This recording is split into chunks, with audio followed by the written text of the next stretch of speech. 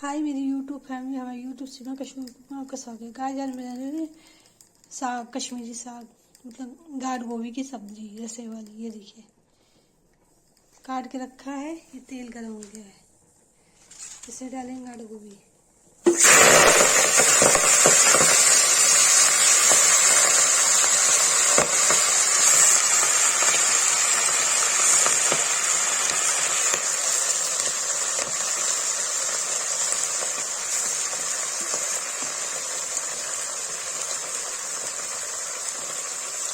देखिए थोड़ा सा हींग डालेंगे तो टेस्ट आता है।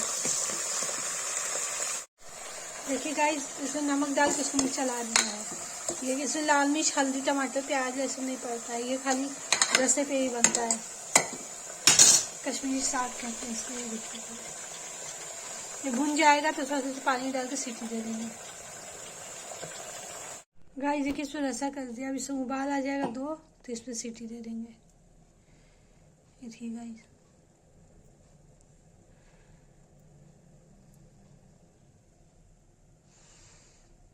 सिंपल है, सिंपल तरीके से प्लेन बनाते हैं इसको।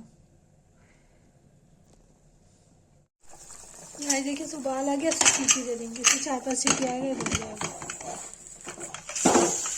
गाइस इसमें सीटी आने वाली है।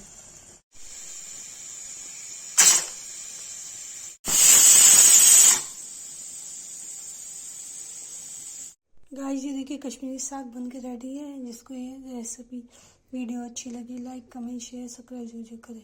प्लीज़ कमेंट करें।